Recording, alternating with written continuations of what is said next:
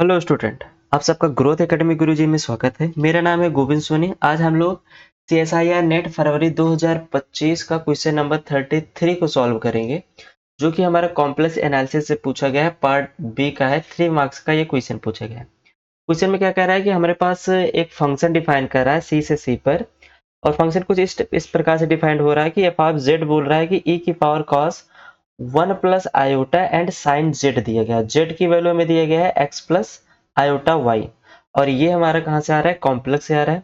कह रहा है कि एफ ऑफ जेड को हम लोग कुछ इस टाइप से लिख सकते हैं। कहने का मतलब है कि f of z equal to हमें क्या मिलेगा, यू एक्स कॉमा वाई, मतलब जो यू फंक्शन होगा हमारा एक्स और वाई का होगा, and iota v x comma y. यहाँ पे कह रहा है कि यू वी हमारा कैसा है, रियल वैल्यूड फंक्शन दिया गया है। फिर हमसे वैल्यू पूछ रहा है कि u का जो रियल पार्ट है हमारे पास, उस रियल पार्ट का partial derivative with respect to x at point 0,0 पर वैल्यू पूछ रहा है हमसे।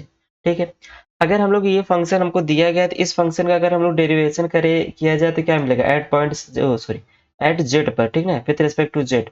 तो f dash Z equal to क्या मिल जाएगा हमें, यू जेड एंड यहाँ पर x कामा वाई। अगर इसको हम लोग x के रिस्पेक्ट में कर रहे हैं तो यहाँ से क्या मिल जाएगा, ये iota v x comma y. Clear, इसको इक्वेशन नंबर हम लोग थोड़ी देर के लिए फर्स्ट मान लेते हैं।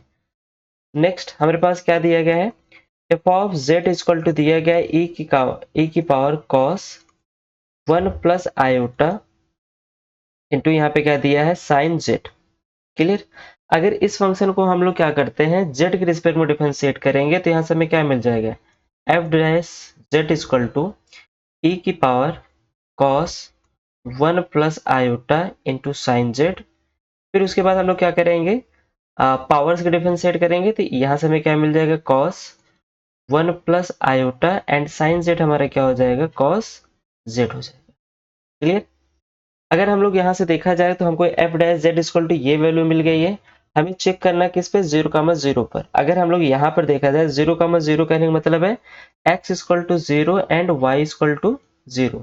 z की वैल्यू देखा जाए तो z इक्वल टू हमें दिया है x plus iota y, and z की वैल्यू यहाँ से देखा जाएगा 0 प्लस आयोटा 0, दैट्स मीन्स 0 मिल जाएगा, मतलब z इक्वल टू 0। तो यहाँ पर अगर हम लोग z इक्वल टू 0 रखें तो एफ डैश 0 इक्वल टू क्या मिल जाएगा, e की power cos 1 plus iota into sign 0, and यहाँ से क्या मिल जाएगा, cos 1 plus iota into cos 0। Clear, तो यहाँ से वैल्यू क्या मिल जाएगी, e की पावर हमें मिल जाएगा यहाँ पर 0, एंड यहाँ से वैल्यू क्या मिल जाएगी, cos 1 plus iota into 1। Overall देखा जाए तो एफ डैश 0 की वैल्यू हमें क्या मिल जाएगी, कॉस 1 प्लस आयोटा। क्लियर, हमें ये फार्मूला पता ही है कि cos x plus iota y की वैल्यू होती है cos x into cos hyper y minus iota sign x into sine hyper y, hyperbolic y। Clear, ये फार्मूला बताते, इस फार्मूले का यूज हम लोग यहाँ पे करेंगे तो यहाँ से हमें क्या वैल्यू मिल जाएगी, यहाँ से वैल्यू मिल जाएगी cos 1 into cos hyperbolic 1 minus iota sine 1 into sine hyperbolic 1। Clear, ये वैल्यू मिल जाएगी। अब इक्वेशन नंबर फर्स्ट में देखिए, इक्वेशन नंबर फर्स्ट में f dash Z equal to ये दिया गया है। अगर हम लोग जेड इक्वल टू यहाँ पे वैल्यू देखा जाए तो ये हमें क्या मिलेगा, एफ डैश 0, क्योंकि जेड इक्वल टू 0 और एक्स वाई की वैल्यू भी हमारे पास क्या है, 0 है। तो यहाँ से क्या मिलेगा, u x 0,0 plus iota v x 0,0, ये मिल जाएगा। तो हम लोग यहाँ पे देख रहे हैं, अगर इक्वेशन नंबर इसको सेकंड माने, equation number first and equation number second का लेफ्ट साइड हमारे पास सेम है, तो इनको जब इक्वल में रखेंगे और रियल पार्ट को रियल पार्ट से कंपैरिजन करेंगे तो यहाँ से वैल्यू हमें क्या मिल जाएगी, यहाँ से वैल्यू हमें मिल जाएगी यू एक्स 0,0 पर cos 1 into cos hyperbolic 1। Clear, और इमेजिनरी पार्ट से इमेजिनरी पार्ट हमारे पास हो जाएगा, तो हमको इमेजिनरी पार्ट की जरूरत नहीं है क्योंकि हमें वैल्यू पूछा है del u upon del x at point 0,0।